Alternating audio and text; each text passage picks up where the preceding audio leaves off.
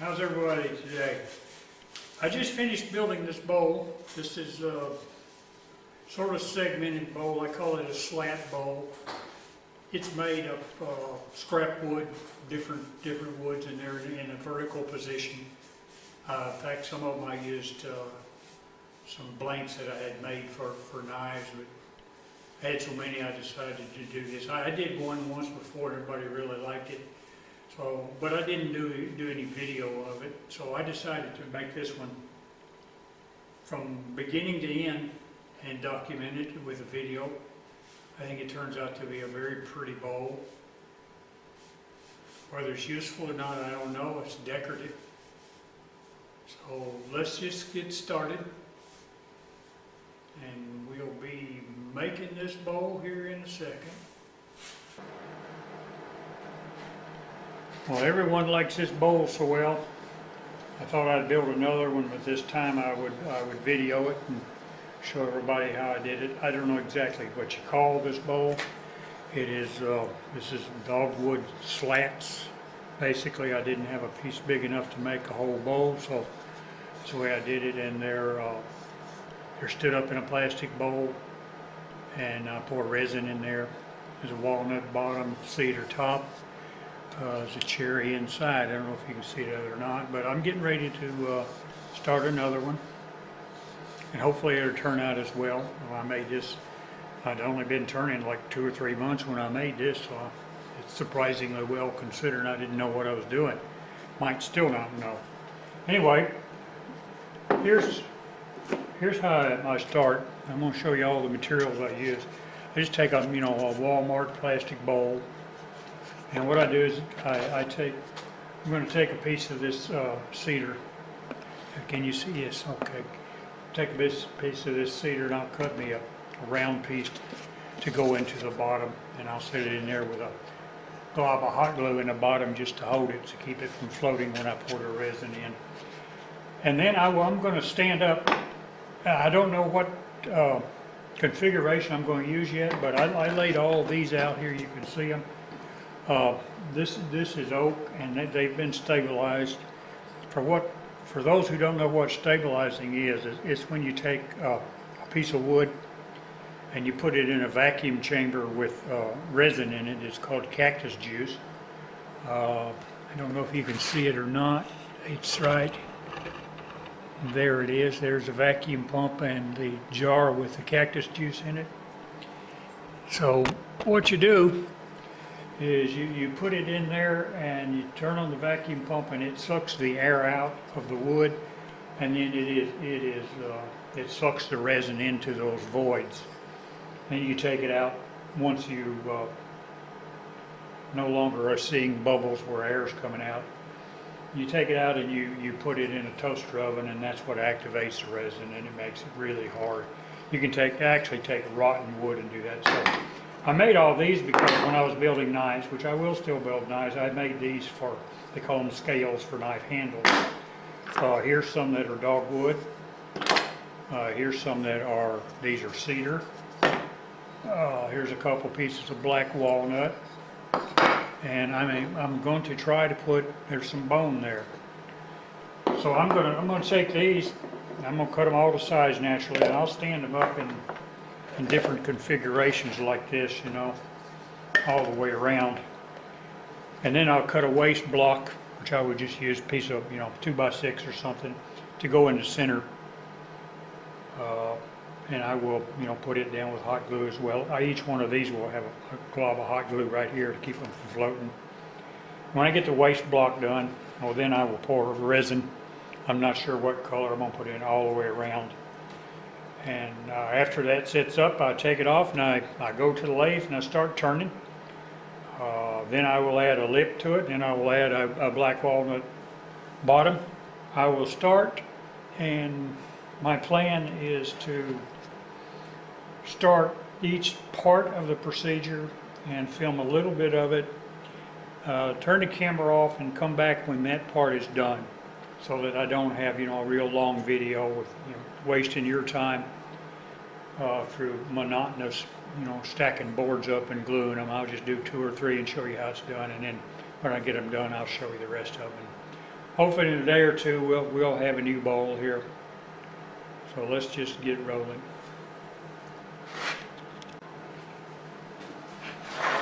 Okay, I've got my pieces cut. First thing I'm going to do is I'm going to put a lot of glue right in the bottom of this thing. Right, and put this in it.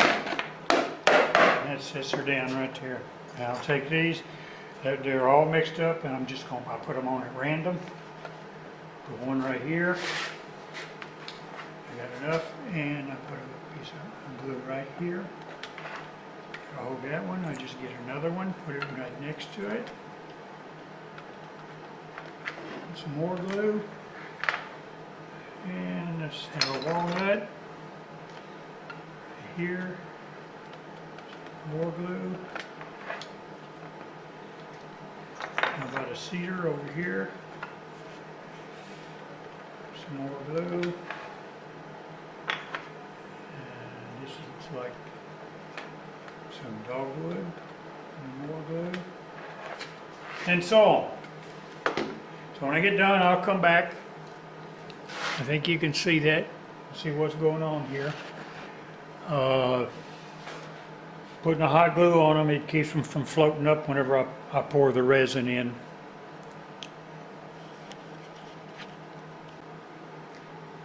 And all right, they're all stuck in now. They're random, different kinds of wood. I changed my mind about putting a bone in there. The reason I did that is because the bone is a lot more dense than any of this wood, and I was afraid that when I started to turn it, it would cause a problem with hitting something really hard and dense, and then if it's next to a piece of cedar, it's real soft, and I just thought that might cause me more problems than I wanted. So my next step is to make a waste block to go in the center. Okay, waste block's in, glued in, got her clamped. I'm going to let it sit there overnight, and tomorrow I will mix up my resin, decide what color pigments I want to put in it. So I'll do that tomorrow, and then it'll have to sit another 24 hours.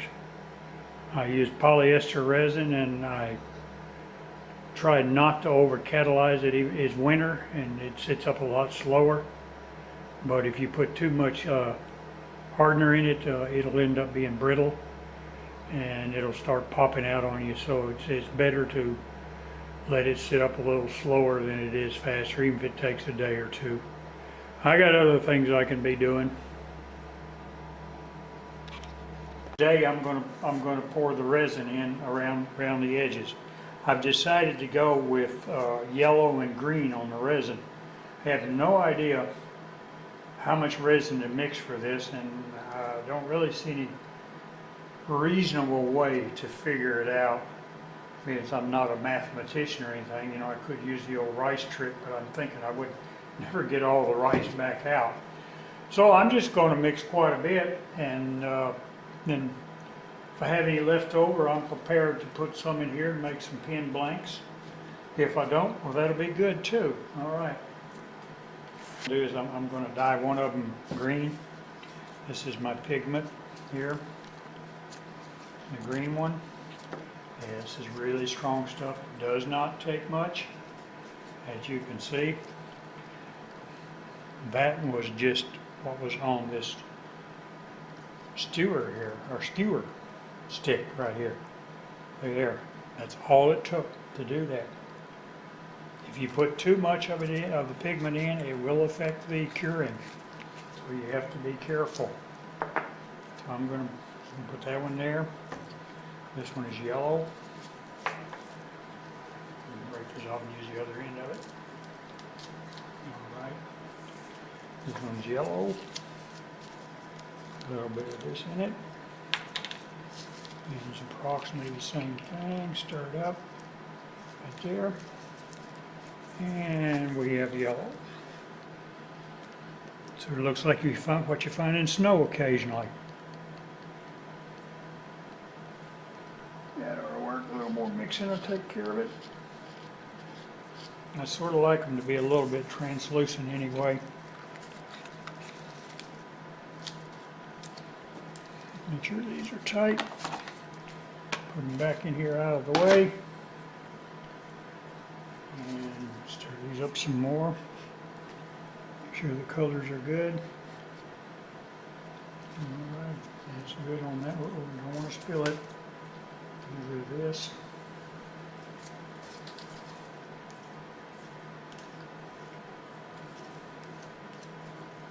They hold 3 cc's. So, alright, there's 3 there. We'll come up here and get about, let me see, about another 1.5 ounces. A little bit more. Alright, another 1.5 ounces in that one. 3 cc's in this one. And another 1.5 ounces. And we ought to be just about right. Does not have to be an exact science, as long as you don't go overboard or underboard. And we'll stir these for a while. They have to be very well stirred. This will definitely take probably 12 hours to set up in this kind of weather, maybe longer. I may not be ever doing anything with this for a couple days, to tell you the truth, but I don't care. I'll go do something else for a while. All right, here we go. These are probably going to run together when I pour them in. Okay. I'm going to pour a little bit of yellow. I can.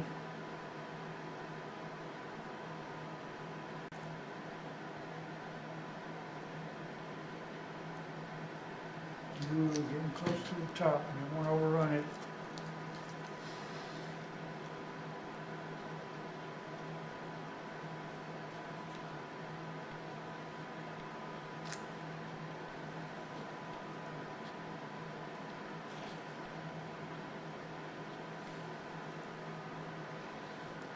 Looks good. All right. I think I will have enough to do this. Get this out of here, that'd be easier to handle it. Uh-oh, I'm going to knock this over yet. All right. I got it out of the plastic bowl. It was a little bit of a job. I don't think I'll be using that bowl anymore. While you were sleeping, I added a little more resin to the top, put a little purple in it. Let it sit the rest of the night. I noticed there's still some of the wood glue leaked through, so I'm going to put it in the toaster oven for about an hour at around 100 degrees. And because polyester resin always ends up with a little sticky top, but if you heat it for a while, it goes away. So that's what I'm going to do, and then we'll see if we can't get either a worm screw or a faceplate on it, and take it to the lathe.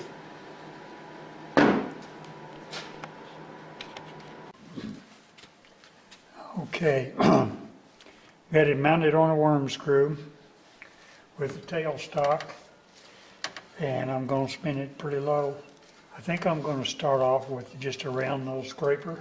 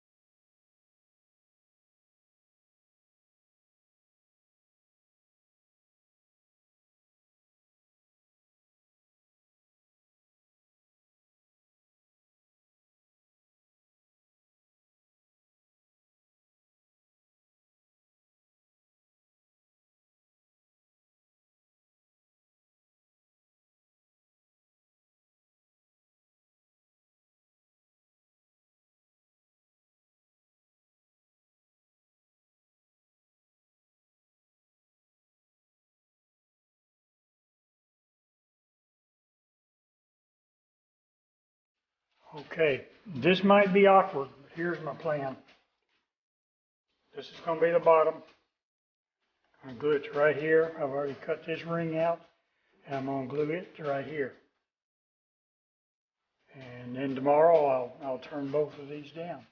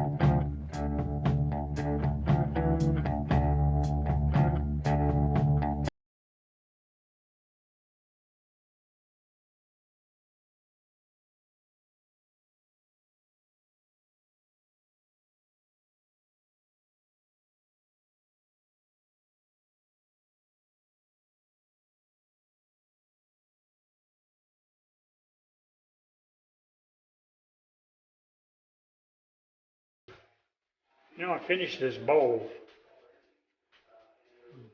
but you know, I don't like it. I don't know what I was thinking. You know, it turned out all right, but I just don't like it. So what I'm going to do is I'm going to put it back on the lathe, and I'm going to cut this bottom off because I just don't like it, and I may slim this down a little bit. I also didn't like the yellow uh, resin that was in there. It was too translucent and it just didn't look good. So I'm going to coat the inside with some type of black stain or something like that and see if I can't make some of it stick.